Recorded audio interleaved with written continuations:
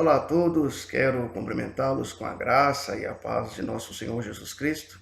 Nesse dia, gostaria de convidar você a estar refletindo comigo em Gênesis capítulo 45, versículos de número 5 até o versículo de número 9, onde a palavra de Deus nos diz assim: Agora, pois, não vos entristeçais, nem vos irriteis contra vós mesmos por me haverdes vendido para aqui, porque para conservação da vida Deus me enviou adiante de vós, porque já houve 2 anos de fome na terra, e ainda restam 5 anos em que não haverá lavoura nem colheita.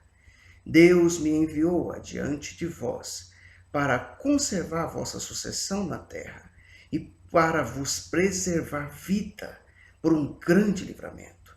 Assim não fostes vós que me enviastes para cá, e sim Deus, que me pôs por pai de Faraó, e senhor de toda a sua casa, e como governador em toda a terra do Egito. Apressai-vos, subi a meu pai, e dizei-lhe: Assim manda dizer teu filho José: Deus me pôs por senhor em toda a terra do Egito. Desce a mim, não te demores. Refletiremos nesse dia a respeito do tema: O Senhor está no controle da situação. Bem, queridos, esse texto sagrado nos apresenta algumas lições importantes. Podemos perceber que José faz um discurso esclarecedor, iniciando-se pelo passado, marcado pelas dificuldades enfrentadas. Estas circunstâncias, contudo, são ferramentas usadas por Deus para que chegasse aquele momento presente. José deixa claro para seus irmãos que o Senhor sempre esteve no controle e, neste sentido, o Senhor visava a conservação da vida em meio à crise. Como também eu e você podemos perceber que visa com isso a sucessão de futuras gerações. Nós também precisamos aprender a olhar para as circunstâncias das nossas vidas, o nosso passado. Nós precisamos urgentemente compreender que as pessoas ao nosso redor podem até ser responsáveis por determinados momentos de sofrimentos causados a nós.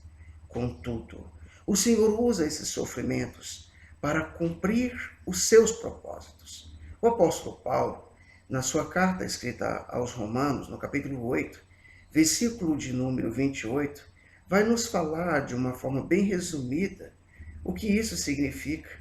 Paulo vai dizer: Sabemos que todas as coisas cooperam para o bem daqueles que amam a Deus, daqueles que são chamados segundo o seu propósito.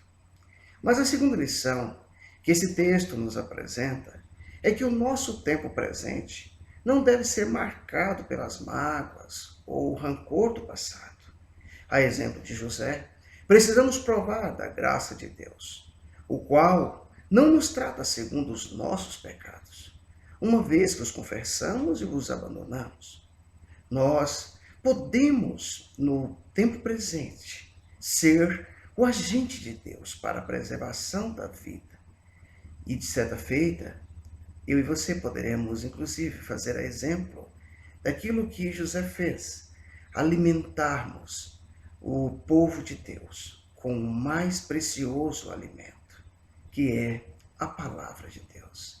Afinal de contas, foi o próprio Senhor Jesus que nos falou, que nos disse algo muito relevante a respeito desse alimento que, com certeza, não alimenta apenas o corpo, mais do que isso, alimenta a nossa alma.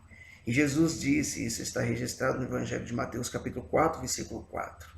Está escrito: Não só de pão viverá o homem, mas de toda a palavra que procede da boca de Deus.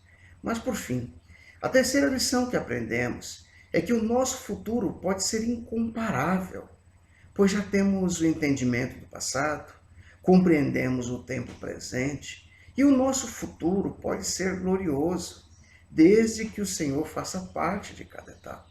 O apóstolo Paulo falou a respeito disso. Eu e você podemos observar isso na sua carta escrita aos Romanos, capítulo 8, versículo de número 18, onde Paulo diz o seguinte: Porque para mim Tenho por certo que os sofrimentos do tempo presente não podem ser comparados com a glória a ser revelada em nós. Portanto, é necessário lembrar que José deu uma ordem para os seus irmãos: compartilhar a boa notícia com seu pai. Semelhantemente, precisamos obedecer à ordem dada por nosso Senhor Jesus Cristo. Eu e você, urgentemente necessitamos ser a exemplo do que foram os irmãos de José, os mensageiros da boa notícia.